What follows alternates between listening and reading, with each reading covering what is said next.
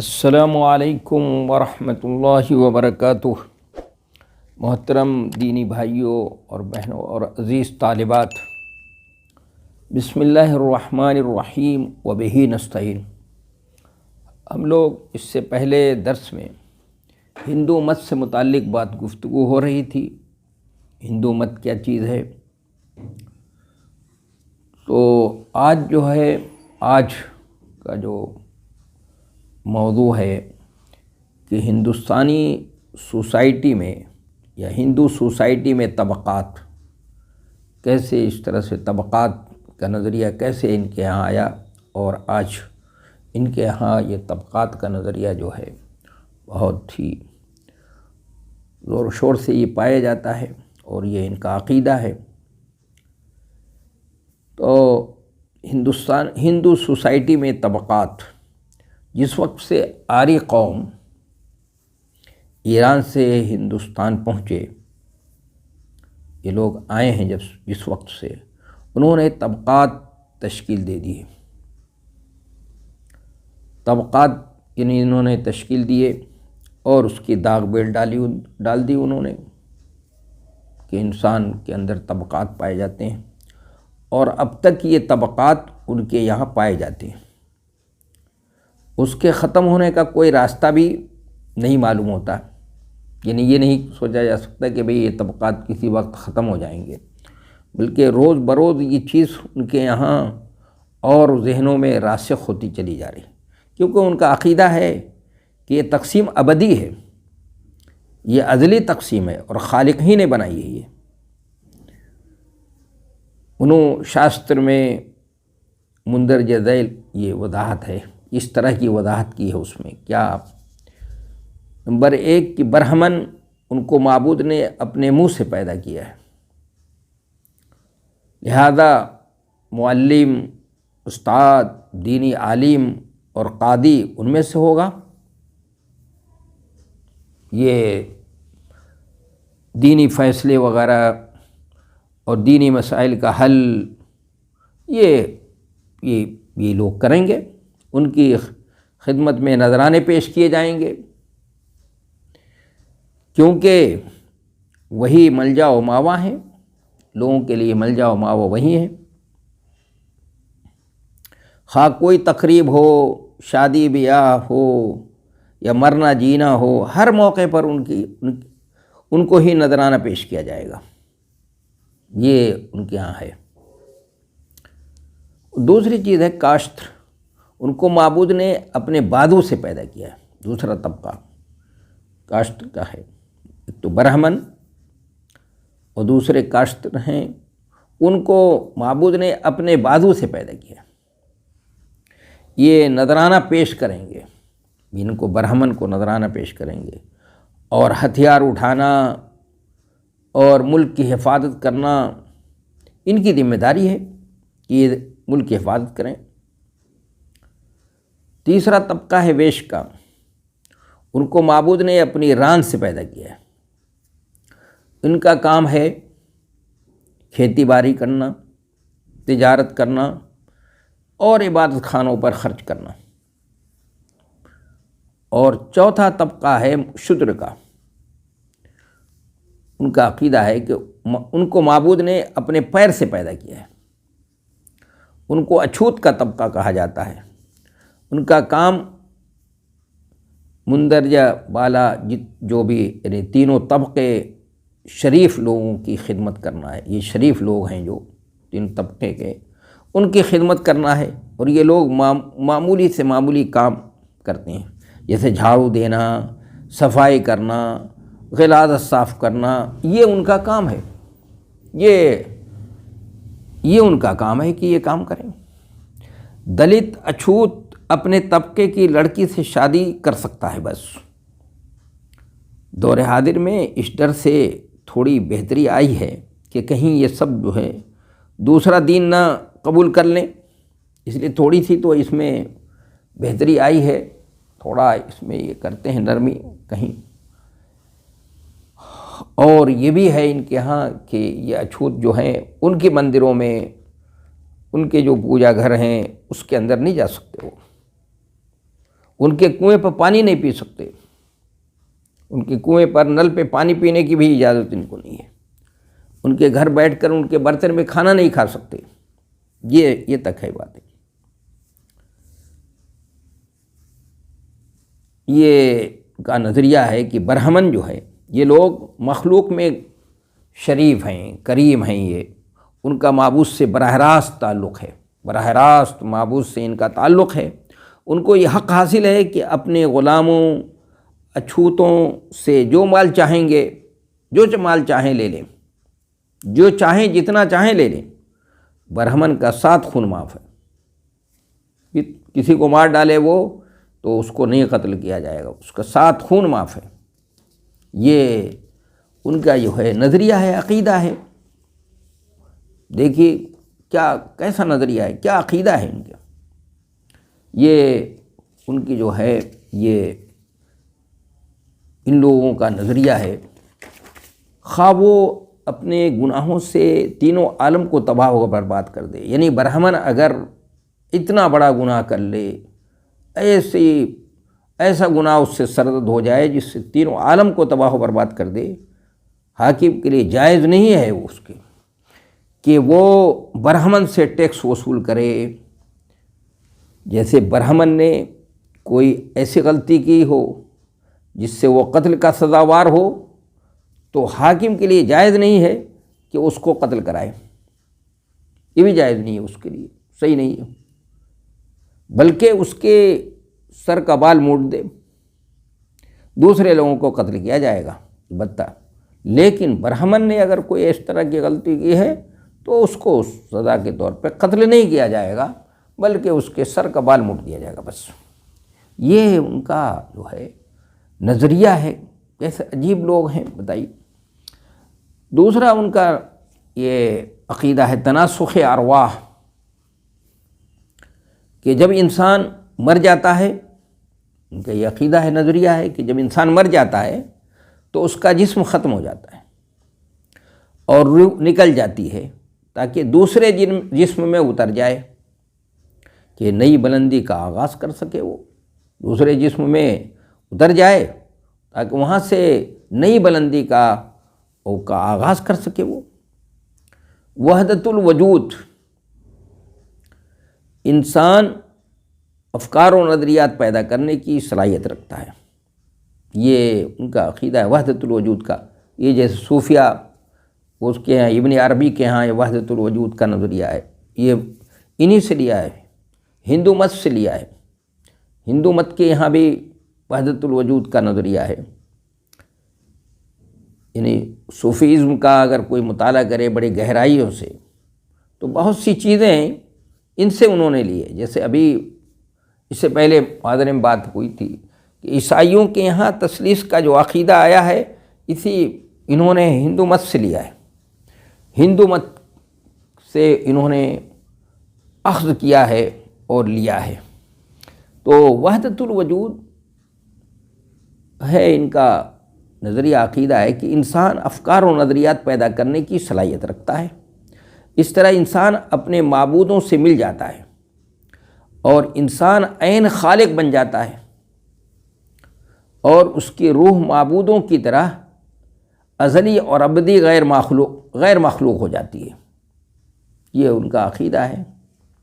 اور انسان اپنے معبودوں سے مل کر پھر انسان اور معبود کا رشتہ و تعلق ایسا ہی ہو جاتا ہے جیسا کہ آگ کا اپنی لپٹ سے ہوتا ہے۔ آگ اور لپٹ کا اس کا کیسا رشتہ ہے ویسے ہو جاتا ہے جیسے دانے کا درخت سے ہوتا ہے، اور انسانی روح اوپر کی روحی کا حصہ ہو جاتی ہے۔ یہ وحدت الوجود کے سلسلے میں ان کا یہ نظریہ ہے، اور اسی سے صوفیہ کرام نے، ابن عربی وغیرہ نے جو ہے یہ اپنے یہاں وحدت الوجود کا نظریہ اور عقیدہ اخذ کیا ہے اور لیا ہے۔ دوسرے عقائد ان کے ہیں ہندو مت کے، اور کیا ہیں کہ مرنے کے بعد جسم کو یہاں جلا دیا جاتا ہے، ان کو جلایا جاتا ہے، اور روح اوپر 3 عالموں میں سے کسی عالم میں چلی جاتی ہے۔ وہ یہ سمجھتے ہیں کہ روح جو ہے 3 عالموں میں سے کسی جگہ پہ اوپر میں چلی جاتی ہے اور جسم کو جلا دیا جاتا ہے۔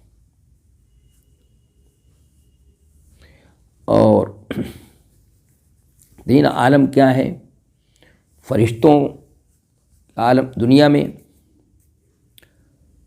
اور حلول کے ذریعے انسانوں کی دنیا میں، جہنم میں، یہ تین ہیں۔ جہنم میں وہی لوگ جائیں گے جو غلط کام کرتے ہیں، وہ کہتے ہیں وہی لوگ جائیں گے جو غلط کام کرتے ہیں، اور ہر گناہ کے حساب سے جہنم کا ایک خاص حصہ ہے۔ روحوں کو دوبارہ بھیجا جاتا ہے، جسموں کو نہیں۔ وہ کہتے ہیں روحوں کو دوبارہ بھیجا جاتا ہے، جسموں کو نہیں بھیجا جاتا۔ ان کے ہاں، ہندوؤں کے ہاں یہ ہے، ہندو مت میں یہ ہے کہ جس عورت کا خاوند مر جائے تو وہ اس کے بعد شادی نہیں کرے گی، اس کو شادی کرنے کی اجازت نہیں ہے، وہ قابل تحقیر و تذلیل ہوگی۔ اور ستی کے طور پر عورت کبھی کو بھی اس کے شوہر کے ساتھ جلا دیا جاتا تھا۔ آج نہیں، آج تو خیر منع ہے، لیکن پہلے ستی کے طور پر عورت کو بھی اس کے شوہر کے ساتھ جلا دیا جاتا تھا۔ بروقت ہندوستانی قانون نے ستی کی رسم کو غلط قرار دیا ہے، آج منع کر دیا گیا ہے۔ اور اس میں بھی ہمارے غیر مسلم بھائیوں کو مسلمانوں کا شکریہ ادا کرنا چاہیے، اس میں بھی مسلمانوں کا رول ہے۔ یہ ان کے ہاں یہ رسم چلتی تھی ستی کی، لیکن مسلمانوں نے اس چیز کو ختم کرایا، اپنے دور میں ختم کیا ہے۔ ہندو مت نے اندرونی اصلاح کی تحریک جو جینیوں اور بوذیوں نے شروع کی تھی، اس کو ٹھکرا دیا۔ گاندھی نے بھی طبقاتی فرق کو کم کرنے کی کوشش کی، لیکن ان کی کاوش اور کوشش بھی فیل ہو گئی۔ گاندھی نے بھی بڑی کوشش کی، لیکن گاندھی کی کوشش بھی برابر نہیں ہوئی، ان کی کوشش بھی فیل ہو گئی۔ یہ ہندو مت سے متعلق یہ کچھ چند باتیں تھیں، تھوڑی تفصیلات تھیں۔ اب جو ہے جینیہ فرقہ، ایک جینی جو ہندوستان میں پائے جاتے ہیں اور بڑے مالدار ہوتے ہیں، تو جینیہ فرقہ جو ہے یہ ہندو مت سے نکلا ہوا ایک مذہب ہے۔ جینی جو ہے یہ ہندو ہی مت سے نکلا ہوا ایک مذہب ہے۔ 6 صدی قبل مسیح میں منظر عام پر آیا۔ اس کے جو بانی ہیں، اس کے بانی مہاویر ہیں۔ ان کے والد سدھارتھا صوبہ بہار کے ایک شہر کے مکھیا تھے، یعنی پردھان سمجھ لیجئے، اپنے گاؤں کے سرپنچ تھے وہ۔ مہاویر کی پیدائش 599 عیسوی قبل مسیح ہوئی۔ اس کے ماننے والے کے خیال کے مطابق اس کا معنی اور مدلول ہے اپنی خواہشات نفس پر قابو پانے والا۔ مہاویر کا مطلب ہے اپنی خواہشات نفس پر قابو پانے والا اور اپنی مادی خواہشات پر غالب ہونے والا، یہ اس کا معنی ہے۔ کیا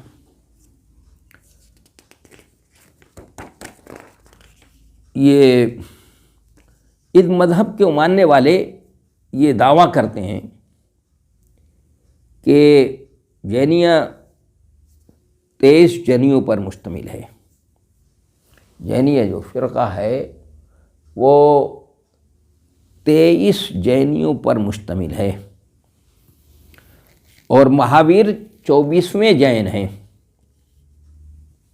یعنی وہ آخری 23 تو جینیوں پر مشتمل ہے وہ، لیکن 24ویں سب سے اوپر والے وہ جو ہیں مہاویر ہیں۔ اس نے اپنے معلم وہ بارسواناتھ 23ویں جین سے علم حاصل کیا۔ ان سے علم حاصل کیا تو وہ ایک نمبر آگے بڑھ گیا بھائی۔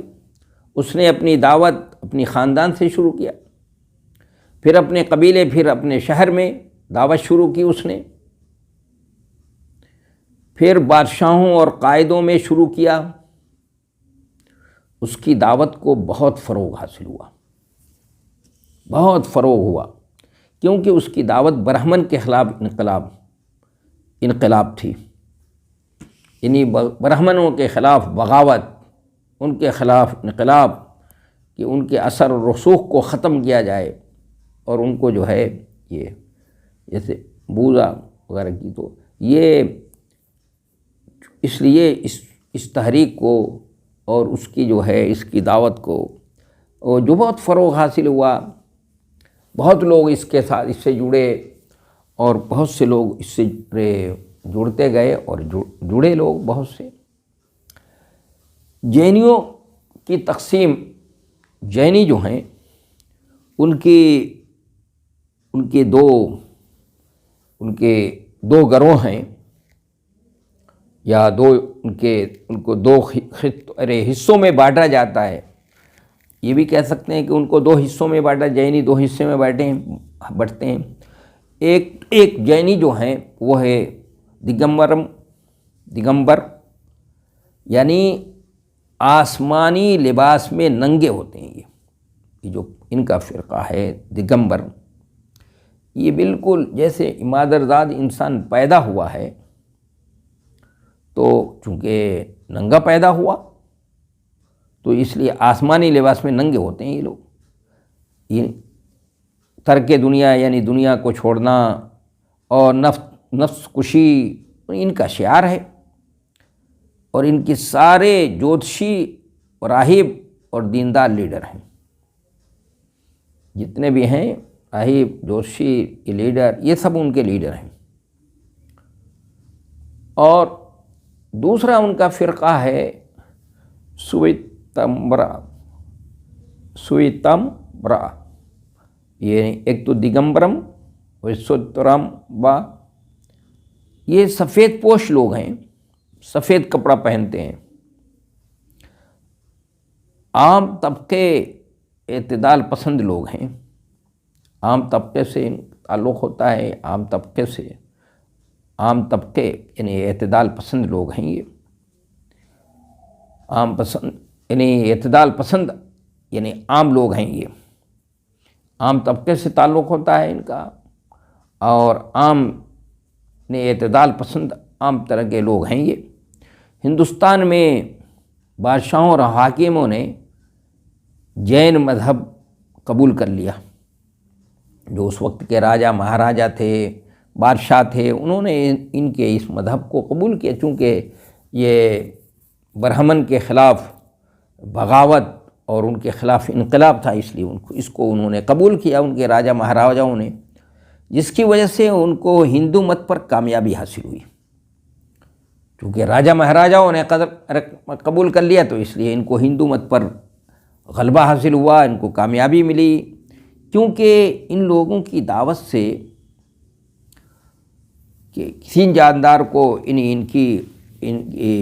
لوگوں کی دعوت ہے، اور ان کا یہ کہنا ہے، ماننا ہے کہ کسی جاندار کو تکلیف نہ پہنچائی جائے، کسی جاندار کو تکلیف پہنچانا یہ صحیح نہیں ہے، اور حاکم کے اطاعت ضروری ہے۔ اس لیے بادشاہوں نے ان کی حاکم اور راجاؤں مہاراجاؤں نے ان کے دین کو اور ان کی اس کو دعوت کو قبول کیا تھا، اور حاکم کے خلاف بغاوت کرنے والوں کو قتل کرنے کی بات کرتے ہیں،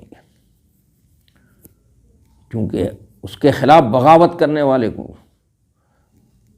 قتل کرنے کی بات کرتے ہیں یہ، یا جو شخص ان کے احکام نہ مانے گا اس کو بھی قتل کر دیا جائے گا یہ، اس لیے ان کی دعوت کو زیادہ فروغ حاصل ہوا۔ جینیہ کیا ہے؟ جین مذہب کیا ہے؟ جین مذہب در حقیقت برہمن کے خلاف بغاوت ہے۔ میں نے ابھی عرض کیا تھا کہ یہ برہمن کے خلاف بغاوت ہے۔ یہ لوگ ہندو مت کے معبودوں کو نہیں مانتے ہیں، اور خاص طور سے برہما، شنو، شیفا کو نہیں مانتے ہیں، اس لیے ان کی تحریک کو الہادی تحریک کہا جاتا ہے۔ وہ ہندو جو مت کہتے ہیں الہادی تحریک کہتے ہیں۔ یہ لوگ اس کائنات کے بڑے خالق کے قائل نہیں ہیں، لیکن ہمیشہ رہنے والی روح کے قائل ہیں۔ کہتے ہیں ان کے اندر فطری طور سے دینداری ہے۔ ان لوگوں نے مہاویر کو اپنا معبود بنا لیا ہے، جو اس تحریک کا جین مذہب کا بانی ہے مہاویر، اس کو انہوں نے معبود بنا لیا ہے، اور اس کو 23 جینیوں میں شامل کر لیا ہے انہوں نے، تو 24ویں نمبر کے وہ ہیں۔ ہندو مت کے 3 معبودوں یعنی برہما، وشنو، شیفا کے علاوہ دوسرے معبودوں کو کسی حد تک مانتے ہیں، دوسروں کو تو مانتے ہیں وہ کسی حد تک۔ ان کا عقیدہ جو ہے کارما اور نجات، ہر جاندار کی عظمت، اور ان کے ساتھ جو ہے وہ ہمدردی اور ننگا رہنا، آہستہ آہستہ خودکشی کی طرف بڑھنا، یہ یعنی اپنے جسم کو تکلیف پہنچانا، ان کے یہاں یہ سب عبادت ہے۔ اسی پر اب جو ہے آج جو ہے اس پر میں اس پہ بس کرتا ہوں، کیونکہ میرا خیال ہے 20-25 منٹ کے یہ ہو گئے درس۔ اب آئندہ جو ہے انشاءاللہ سکھ مت ہے اس کے بارے میں بات ہوگی، اس لیے اسی پر بس کرتے ہیں آج۔